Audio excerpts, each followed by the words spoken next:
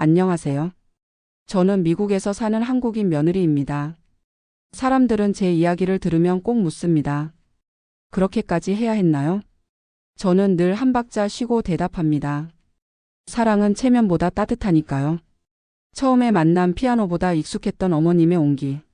처음 미국에 왔을 때 저는 영어보다 피아노가 더 익숙했습니다. 라면처럼 늘 끓여 먹던 건반 소리. 악보를 펼치면 길이 보이고 건반을 누르면 용기가 나던 시절이었죠. 그때 남편을 만났고 남편의 어머니 독일 출신의 어머님을 만났습니다. 동네 사람들은 헬렌이라고 불렀습니다. 새벽마다 제과점 불을 켜던 작은 거인, 밀가루 냄새가 나는 어깨, 낡은 앞치마에 늘 묻어있던 설탕가루 같은 미소. 멀리서 왔다며? 낯선 땅에서 살아내는 사람을 난 존경해. 첫 인사부터 제 마음을 붙잡던 분이었습니다. 어머님의 손은 거칠었지만 따뜻했고 독일식 영어로 툭툭 던지는 농담에는 인생의 깊이가 배어 있었습니다. 저는 그때 몰랐습니다. 이 작은 여인이 앞으로 제 인생의 가장 큰 스승이 될 거라는 것을. 결혼한 뒤에도 저는 종종 어머님의 가게를 도왔습니다. 반죽을 치는 법, 크루아상을 접는 법, 초콜릿을 온도 맞추는 법까지. 음악처럼 제과에도 박자가 있더군요. 어머님은 제 서툰 손놀림을 보며 웃었습니다. 피아노 치는 손이 빵 반죽을 못 칠 리 없어. 다 같은 리듬이야. 사랑하는 마음으로 하는 거지. 그렇게 저는 독일식 브레첼과 함께 어머님의 철학을 배워 나갔습니다. 새벽 4시에 일어나 반죽을 치고 오븐을 데우고 첫 번째 손님이 올 때까지의 그 고요한 시간들. 어머님은 말했습니다. 빵은 기다림이야. 사람도 마찬가지지. 성급하면 망쳐. 문제는 남편의 형제자매와 그 배우자들이었습니다. 잘 나가는 직장, 번듯한 차, 주말마다 테니스. 그들은 어머님을 사랑한다 했지만 바쁜 일정과 멀리 사는 사정은 늘. 이번 주말은 어려워로 끝나곤 했습니다. 추수감사절이나 크리스마스 때만 나타나서 어머님 앞에서 효녀 행세를 하고는 다음날 아침 일찍 떠나버리는 사람들. 어머님은 그들이 떠난 후 혼자 설거지를 하며 중얼거렸습니다. 바쁘다는 건 핑계야. 사랑은 시간을 만들어내는 거지. 저는 그 말의 진짜 뜻을 나중에야 깨달았습니다. 그러다 어느 날 어머님이 암 판정을 받으셨습니다. 췌장암. 의사는 차가운 목소리로 말했습니다. 6개월에서 1년 정도로 보입니다. 그 순간 어머님의 어깨가 작게 떨었습니다. 70년을 살아온 어깨가 처음으로 무너지는 순간이었습니다. 병은 빠르게 퍼졌고 제과점은 불이 꺼졌습니다. 30년간 새벽을 깨우던 오븐이 차가워졌고 단골 손님들은 하나둘 다른 곳으로 발길을 돌렸습니다. 그때부터 저는 어머님의 병실에 눌러 살다시피 했습니다. 남편의 형제들은 여전히 바빴습니다. 요즘 프로젝트가 너무 커서. 아이들 학교 문제가 있어서. 주말에는 꼭 가볼게. 약속은 많았지만 실행은 없었습니다.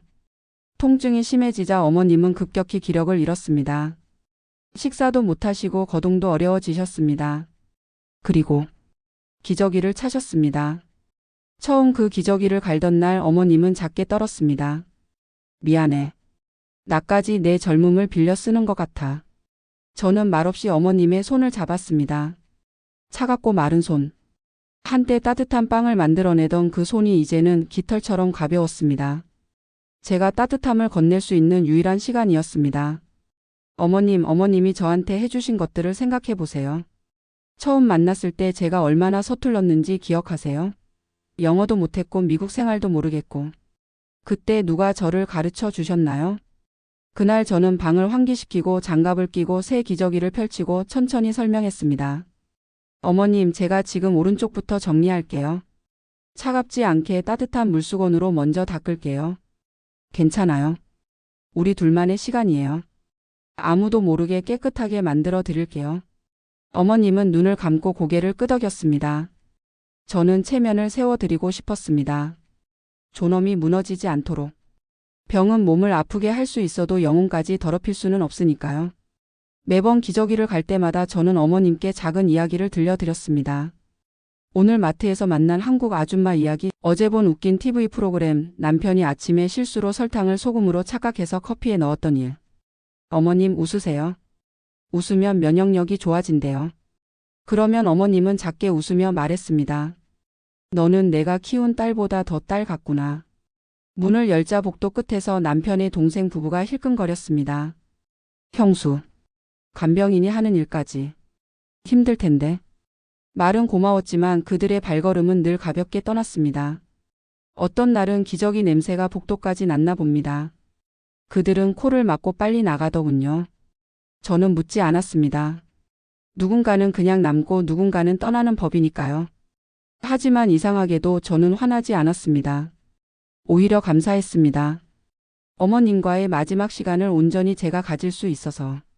어느 저녁 어머님이 손짓으로 저를 부르셨습니다. 숨이 짧아지고 말끝이 닿기 전에 끊어지던 시간. 어머님은 침대 옆 서랍에서 낡은 악보집을 꺼내 제 손에 쥐어주셨습니다. 독일어 주석이 빼곡히 적힌 오래된 바흐, 슈만, 슈베르트.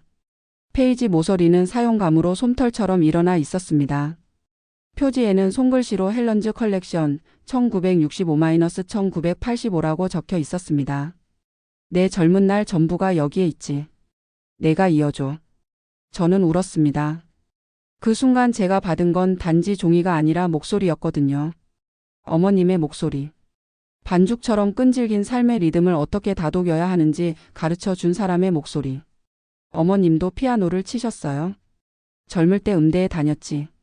하지만 결혼하고 아이들 낳고 꿈은 접어야 했어. 그래도 후회 없어. 음악은 마음속에서 계속 울렸으니까.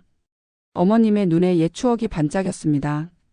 이 악보들을 보면서 많이 위로받았어. 힘들 때마다 혼자 쳤지.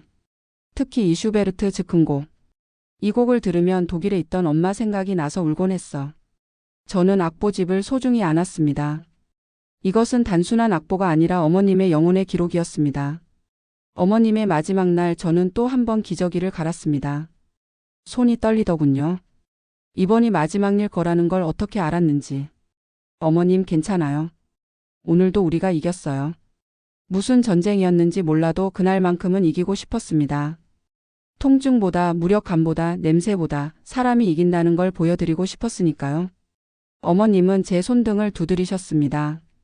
넌 며느리가 아니라 내 딸이야. 진짜 딸. 그 한마디에 제 마음속 어딘가가 무너졌다가 다시 단단해졌습니다. 그리고 고마워. 내 마지막을 아름답게 만들어줘서. 그렇게 어머님은 제 어머니가 되었습니다. 그리고 조용히 가셨습니다. 제 손을 잡고 마치 잠드는 것처럼.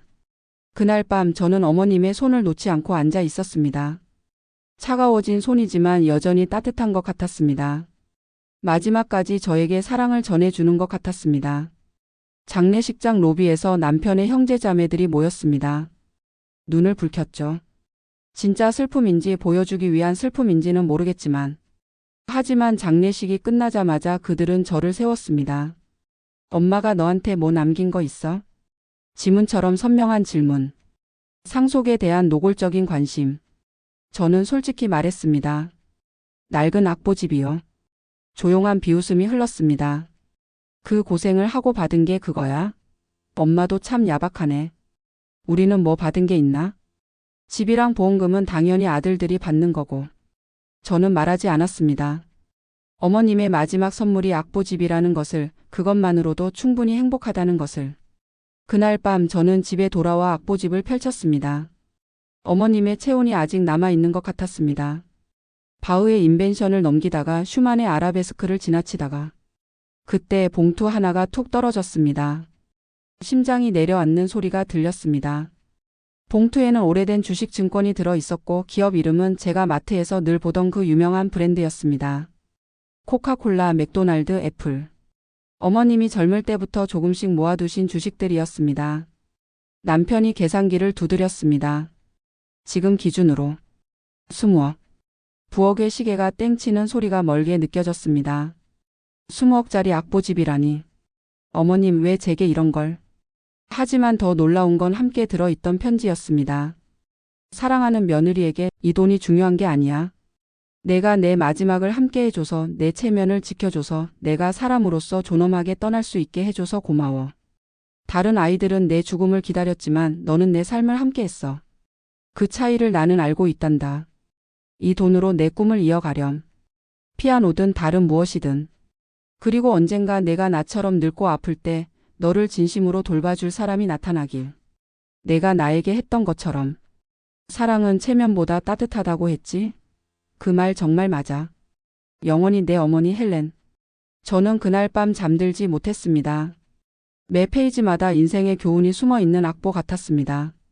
사랑은 체면보다 따뜻하다. 사람은 냄새로 기억되지 않는다. 존엄은 지켜준 사람이 기억한다.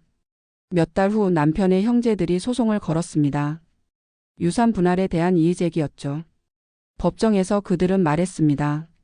며느리가 어머니를 조종해서 재산을 가로챘다. 저는 판사 앞에서 증언했습니다.